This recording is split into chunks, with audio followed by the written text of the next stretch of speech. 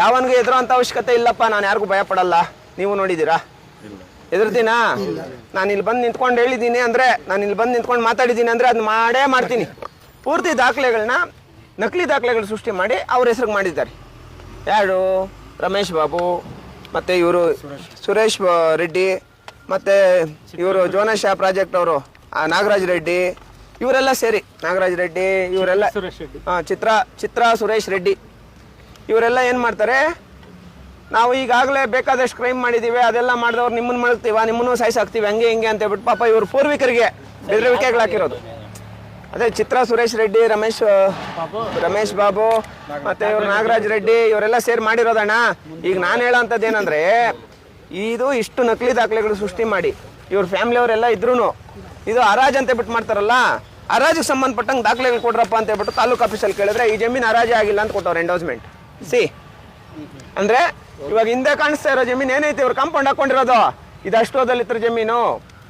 ನೋಡಿ ಇದು ಯಾವುದೇ ಹರಾಜು ನಡೆದಿಲ್ಲ, ಅಲ್ಲಾಗಿರೋಂಥ ಖಾತೆ ನಕಲಿ ಖಾತೆ ಅಂತ ಹೇಳ್ಬಿಟ್ಟು ಎಂಡೋಸ್ಮೆಂಟ್ ಕೊಟ್ಟಿದ್ದಾರೆ. ಅರ್ಥ ಆಯ್ತಲ್ಲ? ಅಲ್ಲಿಗೆ ಇವರು ಆ ಕಾಲದಲ್ಲೇ ಭೂಮಿಗಳನ್ನ ಕಬಳಿಕೆ ಮಾಡ್ಕೊಳ್ಳೋದು. ಎಷ್ಟು ಕೋಟ್ಯಾಂತರ ರೂಪಾಯಿ ಬೆಲೆ ಬಾಳೋ ಜಮೀನಣ್ಣ, ಏನಿಲ್ಲ ಅಂದರೂ ಒಂದು 350-400 ಕೋಟಿ ರೂಪಾಯಿ ಬೆಲೆ ಬಾಳೋ ಅಂತ ಜಮೀನಿದೆ. ಈ ಜಮೀನು ಇವ್ರ ವಂಶಸ್ಥರಿಗೆ ನೋಡಿ, ಇವರು ಇಲ್ಲಿ ತನಕ ಒಂದೇ ಒಂದು ಗುಂಟೆ ಮಾರಿಲ್ಲ. ಯಾರು ಮಾರಿದ್ರಾ? ಒಂದೇ ಒಂದು ಗುಂಟೆ ಮಾರಿಲ್ಲ ಪಾಪ. ಅಂದರೆ ಈ ಜಮೀನು ಬರೋದಕ್ಕೆ ಭಯ. ಇವಾಗ ನಾನು ಬಂದಿರೋದಕ್ಕೆ, ನನ್ನ ಹತ್ರ ಕೇಸ್ ಬಂದಿರೋದಕ್ಕೆ ನಾನು ನೋಡ್ಕೊಂಡು ಧೈರ್ಯವಾಗಿ ಇಲ್ಲಿ ಬಂದು ನಿಂತ್ಕೊಂಡವ್ರೆ. ಸಂದರ್ಶನದಿಂದನೇ ಬಂದಿರೋದು. ಇವಾಗ ಇಲ್ಲ ಅಂದಿದ್ರೆ ಇಲ್ಲಿಗೆ ಬಂದರೆ ಎಲ್ಲಿ ಸಾಯಿಸಾಕ್ಬಿಡ್ತಾರೋ ಅಂತ ಹೇಳ್ಬಿಟ್ಟು ಭಯ ಇವರಿಗೆ. ಯಾಕಂದರೆ ಇವರೆಲ್ಲ ಇದಕ್ಕೆ ಮೊದಲೇ ಕ್ರಿಮಿನಲ್ ಬ್ಯಾಕ್ಗ್ರೌಂಡ್ ಹೊಂದಿರೋಂಥವ್ರು. ಆದರೆ ಈ ಕ್ರಿಮಿನಲ್ ಬ್ಯಾಕ್ಗ್ರೌಂಡ್ಗಳಿಗೆ, ಕ್ರಿಮಿನಲ್ಸ್ಗೆ ಮತ್ತು ನಮ್ಮ ದಲಿತರ ಜಮೀನು ಒತ್ತುವರಿ ಮಾಡ್ಕೊಳ್ಳೋರಿಗೆ ಮತ್ತು ಕಬ್ಜಾ ಮಾಡೋರಿಗೆ, ಈ ಥರ ನಕಲಿ ದಾಖಲೆಗಳು ಸೃಷ್ಟಿ ಮಾಡೋರಿಗೆ ಯಾವುದೇ ಕಾರಣಕ್ಕೂ ನಾವು ಎದುರಲ್ಲ.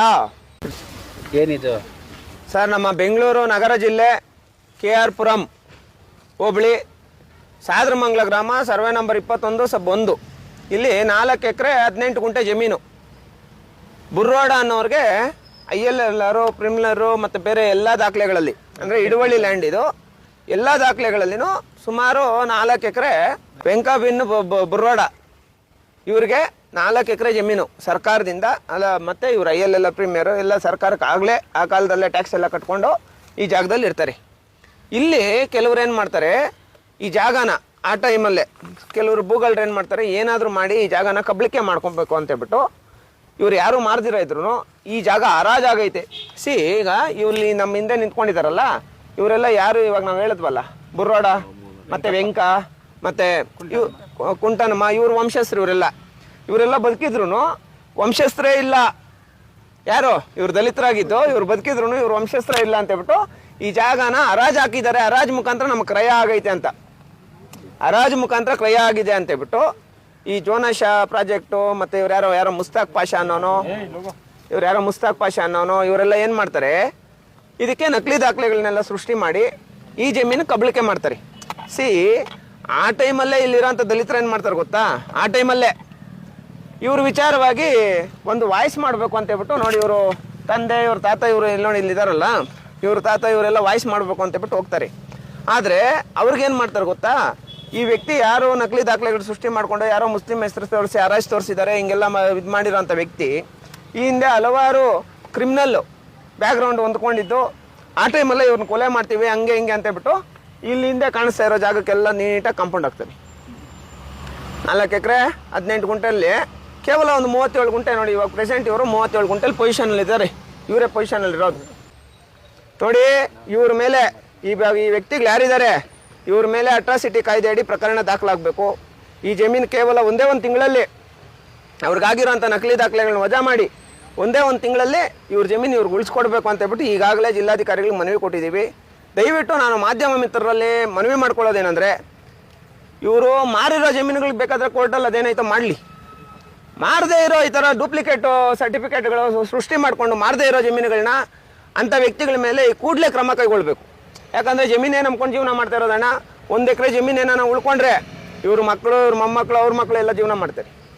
ಆದರೆ ಇಲ್ಲಿ ಇಷ್ಟೊಂದು ನಕಲಿ ದಾಖಲೆಗಳು ಸೃಷ್ಟಿ ಮಾಡಿ ಹಿಂಗೆಲ್ಲ ಮಾಡಿ ಇವರು ಇಡೀ ಫ್ಯಾಮ್ಲಿನ ಇವತ್ತು ಬೀದಿ ತಂದು ಇಡೋಂಥ ಕೆಲಸ ಮಾಡಿದ್ದಾರೆ ಈ ಭೂಗಳ್ರು. ನಾನು ಇವ್ರಿಗೆಲ್ಲ ಹೇಳೋಂಥದ್ದೇನೆಂದರೆ, ಒಂದೇ ತಿಂಗಳಲ್ಲಿ ಅದೇನು ಡೂಪ್ಲಿಕೇಟ್ ಖಾತೆ ಆಗೈತೆ ಅದು ವಜಾ ಆಗಬೇಕು. ನೋಡಿರಿ, ಎಲ್ಲ ವರದಿಗಳು ಕೊಟ್ಟಿದ್ದಾರೆ, ನಾನು ಅರ್ಜಿ ಹಾಕಿದ್ದೀನಿ. ಯಾವುದೇ ಹರಾಜು ನಡೆದಿಲ್ಲ, ಯಾವುದೇ ಖಾತೆ ಆಗಿಲ್ಲ, ಎಲ್ಲ ಸಂಬಂಧಪಟ್ಟಂಗೆ ಇಲ್ಲಿ ಐತಿ. ಇವಾಗ ನಾನೇನು ಹೇಳಿದ್ದೀನಿ, ಇದು ಪೂರ್ತಿ ಡೀಟೇಲ್ಸ್ ಈ ಜಮೀನ್ದು. ಇವರೇ ವಜಾ ಮಾಡ್ಕೊಂಡು ಇವರೇ ಕಬ್ಜಾ ಮಾಡಿರೋ ಜಮೀನ. ಇವಾಗ ನಾನೇನೇನು ಹೆಸರುಗಳು ಹೇಳಿದ್ನೋ ಯಾವನಿಗೆ ಎದುರೋಂಥ ಅವಶ್ಯಕತೆ ಇಲ್ಲಪ್ಪ. ನಾನು ಯಾರಿಗೂ ಭಯ ಪಡಲ್ಲ. ನೀವು ನೋಡಿದ್ದೀರಾ? ಎದುರ್ತೀನಾ? ನಾನು ಇಲ್ಲಿ ಬಂದು ನಿಂತ್ಕೊಂಡು ಹೇಳಿದ್ದೀನಿ ಅಂದರೆ, ನಾನು ಇಲ್ಲಿ ಬಂದು ನಿಂತ್ಕೊಂಡು ಮಾತಾಡಿದ್ದೀನಿ ಅಂದರೆ ಅದನ್ನ ಮಾಡೇ ಮಾಡ್ತೀನಿ. ಅದೆಷ್ಟೇ ಕಷ್ಟ ಆಗಲಿ ನಾವು ನೋಡ್ಕೊತೀರಿ. ನಾನಿಲ್ಲೇ ನಿಮ್ಮಲ್ಲಿ ಮಾಧ್ಯಮ ಮಿತ್ರರಲ್ಲಿ ನಾನು ರಿಕ್ವೆಸ್ಟ್ ಮಾಡಿ ಹೇಳ್ತಾ ಇರೋಂಥದ್ದು ಏನಂದರೆ, ಇಂಥ ಭೂಗಳರ ಮೇಲೆ ಈ ಕೂಡಲೇ ಪ್ರಕರಣ ದಾಖಲಾಗಬೇಕು. ದಯವಿಟ್ಟು ಮಾನ್ಯ ಜಿಲ್ಲಾಧಿಕಾರಿಗಳು ಈ ಖಾತೆನ ವಜಾ ಮಾಡಿ ನಮ್ಮ ದಲಿತರ ಹೆಸರಿಗೆ ಏನು ILLR ಮೂಲ ದಾಖಲೆಗಳು, ಜಮೀನು ಮೂಲ ದಾಖಲೆಗಳು ಏನಿದೆ, ಇವ್ರ ಕುಟುಂಬಕ್ಕೆ ವಂಶವೃಕ್ಷದ ಪ್ರಕಾರ ಇವ್ರ ಕುಟುಂಬಕ್ಕೆ ಖಾತೆ ಮಾಡಿಕೊಡ್ಬೇಕು ಅಂತ ಹೇಳ್ಬಿಟ್ಟು ಈ ಮೂಲಕ ಮನವಿ ಮಾಡ್ತಾ ಇದ್ದೀನಿ. ಅಕಸ್ಮಾತ್ ಮಾಡಿಲ್ಲ ಅಂದಾಗ ಇವ್ರ ಮೇಲೆ ಕ್ರಿಮಿನಲ್ ಪ್ರಕರಣ ದಾಖಲು ಮಾಡಬೇಕು ಅಂತ ಹೇಳ್ಬಿಟ್ಟು, ಮತ್ತೆ ಇವ್ರಿಗೆ ಖಾತೆ ವಜಾ ಮಾಡಿ ದಲಿತರ ಜಮೀನು ಉಳಿಸ್ಬೇಕು ಅಂತ ಹೇಳ್ಬಿಟ್ಟು ಅತಿ ಶೀಘ್ರದಲ್ಲಿ ಬೃಹತ್ ಹೋರಾಟ ಮಾಡ್ತೀವಿ ಸರ್. ನಮ್ಮನ್ನು ಪೂಜೆ ಮಾಡೋಕ್ಕೂ ಬಿಡಲ್ಲ. ಆಮೇಲೆ ಇನ್ನೊಂದೇನಂದ್ರೆ, ಒಂದು ನಿಮಿಷ, ಇದರಲ್ಲಿ ಇನ್ನೊಂದು ಇಂಪಾರ್ಟೆಂಟ್ ಏನಂದ್ರೆ, ಇವರು ಪೂರ್ವಿಕರು ಏನೇನು ಇವಾಗ ತೀರ್ಕೊಂಡಿದ್ದಾರೆ, ಇವಾಗ ಮಂಜೂರಾಗಿರೋ ಜಮೀನು ಏನೇನು ತೀರ್ಕೊಂಡಿದ್ದಾರೆ, ಇವ್ರ ಸಮಾಧಿಗಳು ಇಲ್ಲೇ ಐತೆ ಪಕ್ಕದಲ್ಲಿ. ಅಲ್ಲೇ ಇದೆ ಜಮೀನಲ್ಲೇ ಐತಲ್ಲಪ್ಪ, ಇಲ್ಲೇ ಐತೆ. ಈ ಜಮೀನಲ್ಲ, ಅಲ್ಲಿ ಹಿಂದೆ ಇರೋದು 4 ಎಕರೆ ಎಲ್ಲ ಫುಲ್ 4 ಎಕರೆ 15 ಗುಂಟೆ ನಿಮ್ದೇ ಜಮೀನು. ಇದು ಸಂಬಂಧಪಟ್ಟಂಗೆ ಎಲ್ಲ ದಾಖಲೆಗಳು ಟಿಕೆಟ್ ಮಾಡಿ ಖಾತೆ ಹೆಂಗೋಗೈತೆ ಅಂತ ಹೇಳ್ಬಿಟ್ಟು ಇವ್ರಿಗೆ ಗೊತ್ತಿಲ್ಲ. ತಾಲೂಕು ಆಫೀಸಲ್ಲಿ ಯಾರ ಹೆಸರಿಗೆ, ಈ ಜೋನಾಶ, ಈ ಚಿತ್ರ ಸುರೇಶ್ ರೆಡ್ಡಿ, ರಮೇಶ್ ಬಾಬು, ನಾಗರಾಜ್ ರೆಡ್ಡಿ, ಇವ್ರ ಹೆಸರುಗಳು ಖಾತೆ ಹೆಂಗಾಗೈತೆ ಅಂತ ಹೇಳ್ಬಿಟ್ಟು ತಾಲೂಕು ಆಫೀಸ್ಗೆ ಗೊತ್ತಿಲ್ಲ. ಗೊತ್ತೇನಪ್ಪ? ನಿಮ್ಮ ಹತ್ರ ಏನಾಯ್ತು ದಾಖಲೆಗಳು? ನಿಮ್ಮ ಹತ್ರ ಭೂ ಕಬಳಿಕೆ, ದಲಿತರ ಜಮೀನು ಅವ್ರು ನೋಡು, ಅವ್ರ ಹೊಟ್ಟೆ ಮೇಲೆ ಹೊಡೆದು ನೋಡು ಪಾಪ ಇವರೆಲ್ಲ ಬಡವ್ರು ನೋಡಿ, ಎಲ್ಲ ಕೂಲಿ ಮಾಡ್ಕೊಂಡು ಜೀವನ ಮಾಡೋರು. ಇವ್ರು ದೊಡ್ಡ ದೊಡ್ಡ ಶ್ರೀಮಂತರಾಗಿ ಒಂದೊಂದು ವಿಲ್ಲಾನ 8-8 ಕೋಟಿ 9-9 ಕೋಟಿಗೆ, 7-7 ಕೋಟಿ 6-6 ಕೋಟಿ 5-5 ಕೋಟಿಗೆ ಮಾರೋದು. ಮನೇನ 5-5 ಗುಂಟೆನ 7-7 6-6 ಕೋಟಿಗೆ ದುಡ್ಡಿಗೆ ಮಾರೋದು. ಹಿಂಗಾಗಿ ಈ ಭೂಗಳರ ಮೇಲೆ ಪ್ರಕರಣ ದಾಖಲಾಗಬೇಕು ಅಂತ ಹೇಳ್ಬಿಟ್ಟು ಇವತ್ತು ಪತ್ರಿಕಾಗೋಷ್ಠಿ ಇದೇ ಜಮೀನಲ್ಲಿ ಕರೆದಿರೋಂಥದ್ದು.